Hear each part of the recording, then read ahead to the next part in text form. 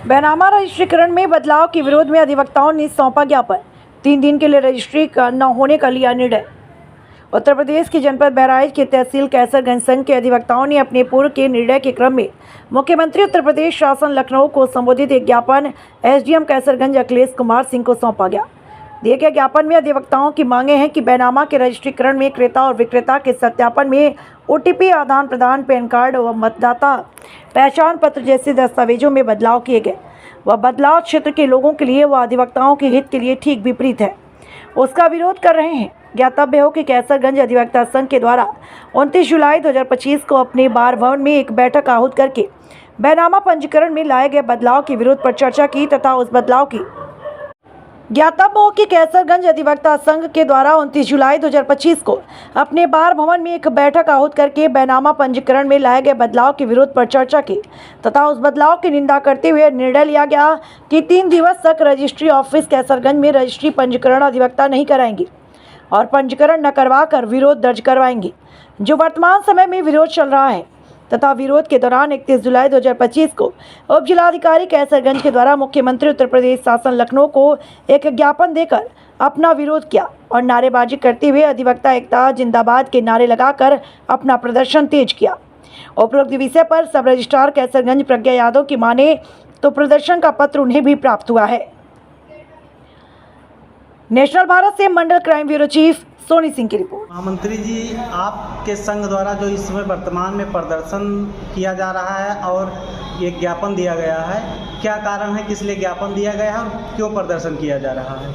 Registry में इधर तमाम नए नियम लागू किए गए हैं, जैसे क्रेता विक्रेता की ओटीपी, क्रेता विक्रेता अपनी ओटीपी देने को तैयार नहीं है और खसरा आईडी, जबकि तमाम गांव के खसरे अभी ऑनलाइन नहीं हैं।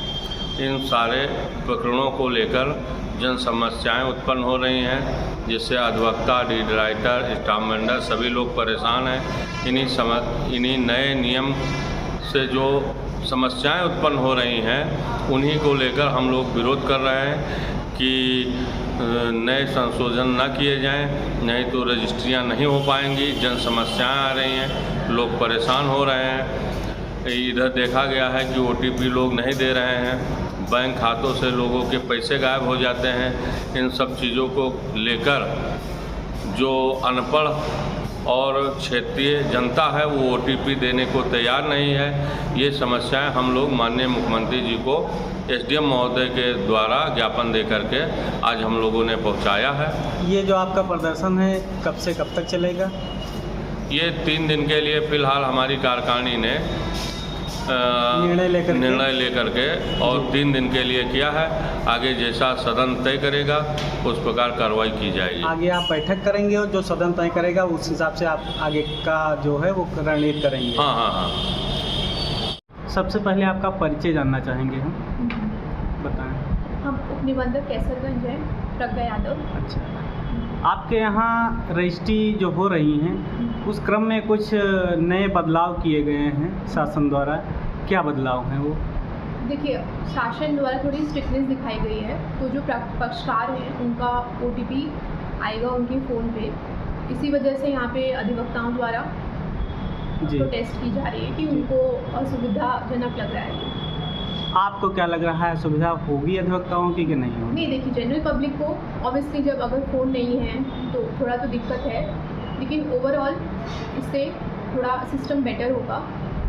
सिस्टम बेटर होगा, लेकिन अगर जो यह सुविधा हो रही है या होगी आगे, जो आपको भी महसूस हो रहा है, तो इस पे आपने अपने उच्च स्तर के अधिकारियों को कुछ अवगत कराया? हाँ, उनको अवगत कराया है। तो वहाँ जैसे कि ये प्रोटेस्ट सबसे पहले नानपारा और महसी में भी थी, वहाँ पे तो काम शुरू हो गया है। वहाँ से क्या आश्वासन मिला है आपको, कुछ मिला है कुछ अधिकारियों से? देखिए, सिस्टम ओटीपी का यही रहेगा। अच्छा। सिर्फ ये है कि जो उसका समय है वो हमारे आईजी सर ने कहा है कि वो इंक्रीज करेंगे। अच्छा, ओटीपी का सिस्टम जिसका विरोध अधिवक्ता कर रहे हैं, हाँ। उस पर किसी प्रकार का कोई बदलाव नहीं होगा, ऐसा आपके ऊपर से बताया गया है? सिस्टम यही रहेगा। सिस्टम यही रहेगा, ऐसी जानकारी आपको प्राप्त हुई?